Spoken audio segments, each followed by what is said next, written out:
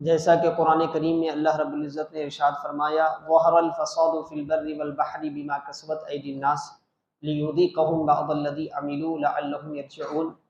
پارہ نمبر 21 میں اللہ تعالیٰ ارشاد فرماتا ہے بر اور بحر، سمندر اور سمندر کے علاوہ جتنا بھی زمینی حصہ ہے، کیونکہ زمین دو حصوں میں بٹی ہوئی ہے، یا تو پانی ہے یا تو خشکی ہے، تو قرآن کریم میں اللہ تبارک و تعالیٰ ارشاد فرماتا ہے خشکی یا تری میں کہیں بھی اگر کوئی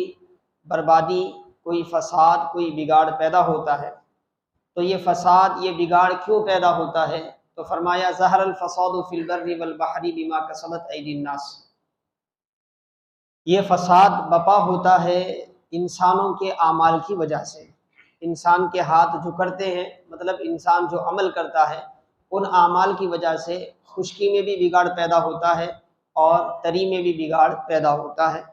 اور یہ بگاڑ اس لیے ظاہر ہوتا ہے لیذیقہم بعض الذی عملوا لعلہم یرجعون، تاکہ اللہ تبارک و تعالیٰ فرماتا ہے تاکہ انہیں مزہ چکایا جائے، انہیں آگاہ کیا جائے ان کے عملوں کے کچھ عمل سے کیا نتائج برآمد ہوتے ہیں، یعنی وہ جو عمل کرتے ہیں، وہ جو گناہ کرتے ہیں، وہ جو اللہ کی نافرمانی کرتے ہیں، ان تمام نافرمانیوں کی سزا کے طور پہ نہیں، بلکہ تھوڑے سے ان کی نافرمانیوں کا تھوڑا سا اثر جو ہے ظاہر ہوتا ہے، یہ تھوڑا سا اثر ظاہر ہوتا ہے تو اس کے نتیجے میں جو ہے انسان کی زندگی دوبھر ہو جاتی ہے، ایک عذاب سے کم نہیں ہوتی۔ اور یہ کیوں ہوتا ہے؟ تو فرمایا لعلہم یرجعون، تاکہ انسان کی زندگی پر آنے والی ان مصیبتوں، ان پریشانیوں کو دیکھ کر وہ اپنا محاسبہ کرے، اپنا جائزہ لے، اور جائزہ لے کر کیا ہے وہ راہ راست پر واپس آ جائے، گناہوں سے توبہ کر لے، اچھی زندگی گزارنے کی طرف واپس ہو جائے۔ اس لیے اللہ تبارک و تعالیٰ انسان کے بد عملیوں کے برے اثرات کو، کچھ برے اثرات کو کیا ہے ظاہر فرماتا ہے۔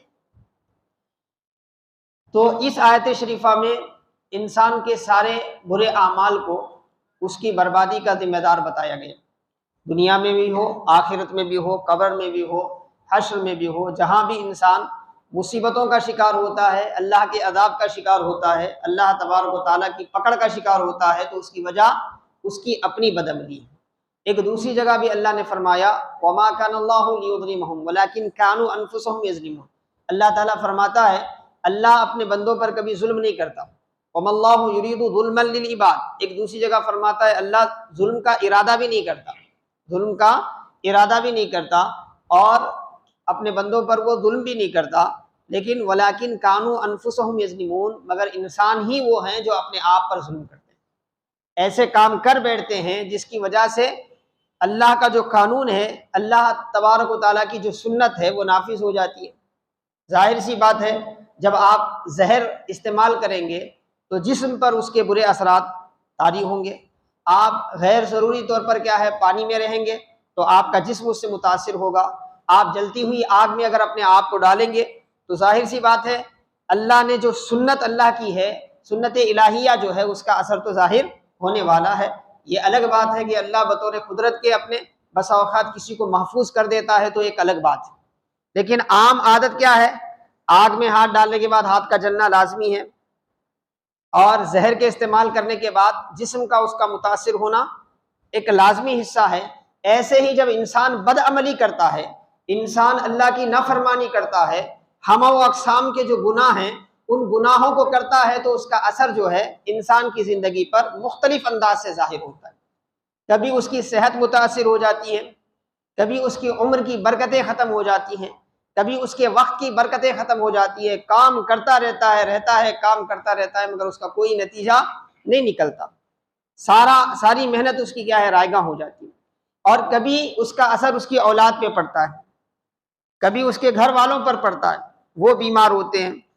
ان کے اخلاق خراب ہوتے ہیں، ان کے عادت و اطوار خراب ہوتے ہیں۔ انسان اپنے لیے تو پریشان نہیں ہوتا، اپنے گھر والوں کے لیے پریشان رہتا ہے۔ تو انسان کی بد عملی کا اثر اس کی اولاد پر پڑتا ہے، انسان کی بد عملی کا اثر اس کے گھر والوں پر پڑتا ہے، انسان کے گناہوں کا اثر اس کی صحت پر پڑتا ہے، انسان کے گناہوں کا اثر اس کے رزق پر پڑتا ہے، اس کی ملازمت پر پڑتا ہے، اس کی تجارت پر پڑتا ہے۔ اگر لوگوں کو یہ بات اور یہ حقیقت صحیح معنی میں سمجھ آ جائے تو انسان گناہوں سے اجتناب کر سکتا ہے۔